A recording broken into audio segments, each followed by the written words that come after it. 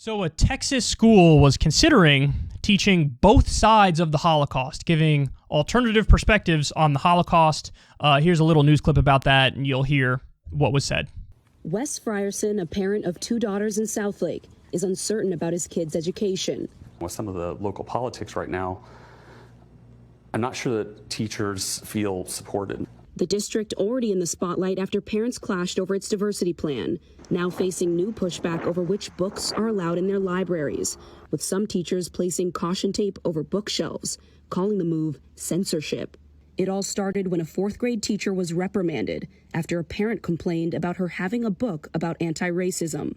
I couldn't believe it. She's the kind of teacher that we would hope the district would be trying to attract. The district sent educators new guidance to vet all books, instructing them to not allow singular perspectives that could be considered offensive. This coming after Texas passed a law banning the teaching of concepts that could make individuals feel guilt or anguish due to their race. NBC News obtained exclusive, secretly recorded audio of a school training. We are in the middle of a political mess.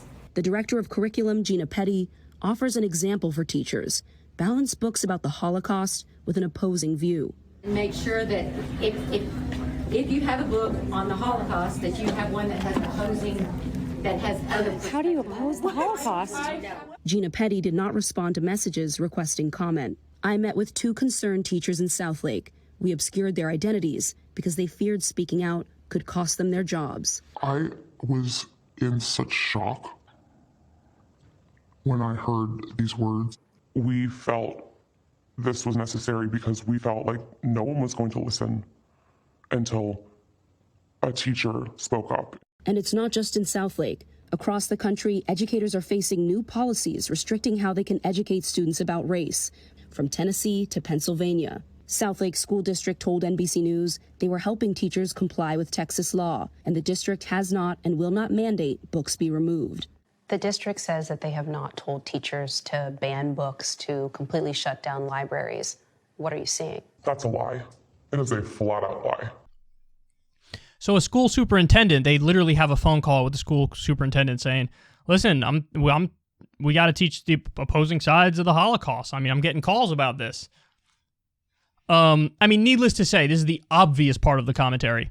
No. No. It's like being silly enough to argue you have to teach both theories of reproduction and pregnancy and birth. You also need to give the stork perspective. Well, no, that's not true. Now, again, we all laugh at that idea, but the fact of the matter is it wasn't that long ago that people were saying you should teach creationism alongside evolution. Like, give both perspectives. Teach creationism alongside evolution. And then they evolved that a little bit, pun intended, to say, no, okay, we get creationism, no evidence for it. It's totally religious and verifiably untrue. The world isn't 6,000 years old. It's, what's the world again? I'm forgetting. How old is I'm getting sidetracked here. How old is the world? 4.54 billion years old, correct. And then it's like 13 point something for the universe. Anyway, I digress. Now I totally lost my train of thought. What was I saying? So it's not, don't teach creationism, that's clearly incorrect, but teach intelligent design. So teach the evolution side of the argument and then teach the idea that God was guiding it every step of the way and there was an intelligent designer behind it. So they tried to find ways to repackage it. So give both sides. Now, if an issue is complex and really nuanced and there's a lot of gray area and there are up in the air aspects or questions about what's true and what's false, then you should teach both sides and you should be intelligent in the conversation and allow for disagreement and things of that nature. But obviously, the stork theory shouldn't be taught. Intelligent design shouldn't be taught. Creationism shouldn't be taught because we know it's not true. By the same token, teaching that the Holocaust happened and that, hey, here's actually the evidence the people who say it didn't happen or wasn't as bad as they say, we know they're not right either. So no, don't teach both sides of something where we have very clear answers. You understand what I'm saying? But it's interesting because look at how they flip on the principle. Because when it came to critical race theory, CRT, the argument from right-wingers was, what are you, crazy? This stuff is wrong. It's incorrect. It's dangerous, and so don't teach it. Get it out of our schools. But then when it comes to the Holocaust, we got to teach both sides. We got to teach both sides because we have to believe in academic freedom and open inquiry. Wait, which is it?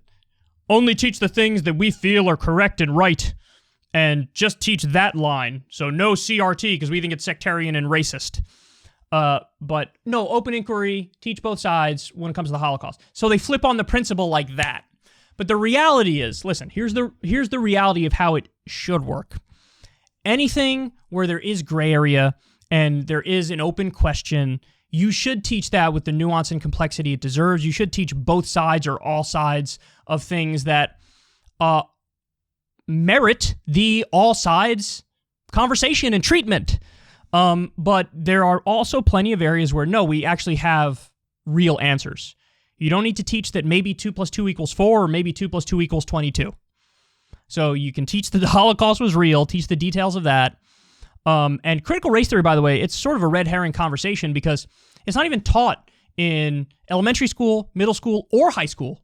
It's like a college level course. So, the conversation's moot anyway, in a sense. But understand that everybody, to one extent or another, has an ideology and a framework where they want to teach people through. Everybody does. So you often see, like, Trump was pushing for this in schools, the patriotic education thing he was doing, where, they wanted to make the argument that America's good, America's just, America is, a force for positivity in the world, and we're going to tell you a story about the U.S. that coincides with that. So, downplay the negative parts, play up the parts that they think are positive, portray, certain presidents as heroes and other ones maybe you omit or don't say good things about or just say bad things about. That is a deeply biased perspective. But they would claim, no, this is just us retelling the truth. Now, on the flip side, yes, you do have on the left, the 1619 Project, which there are some inaccuracies in the 1619 Project. They wanted to teach that idea and maybe teach that as the main story of America. But the reality of the situation is any quality education is going to tell you the things that are concrete and true and factual that we know are concrete and true and factual. They'll tell you those things. But on all the issues where there's gray area, they dive into that gray area and give it to you. So in other words, if I was emperor of the education system, the way I'd go about it is to teach the good sides and the bad sides of America. Give the hard answers where we have the hard answers, but where we don't, be honest and upfront about it. Or where there's colossal nuance, be clear about it. So, the United States on the one hand was founded on slavery and Native American genocide. And we did a bunch of terrible things, Japanese internment, nuking innocent civilians, the Iraq War, illegal and offensive war. But this is also the country that gave us absolute heroes like Martin Luther King Jr. This is also the country that did the New Deal and, dug us out of the Great Depression. You can and should give both the positives and the negatives. As the great Dr. Cornel West says, this country, both Donald Trump is as American as apple pie and Martin Luther King Jr. is as American as apple pie. That's the worldview I subscribe to. I'll tell you all the negatives and all the positives, and then you can do with that information whatever you will in creating your own worldview and outlook. And that's the way it should be. So education is about teaching you stuff, but also teaching you how to think about stuff and how to form your own thoughts. But again, some things we have hard answers to. And on the hard answer questions, we should give the hard answers. But all the areas where we don't, people like to avoid the nuance and then give you just a biased take. No, you're supposed to dive into the nuance. Talk about the great things.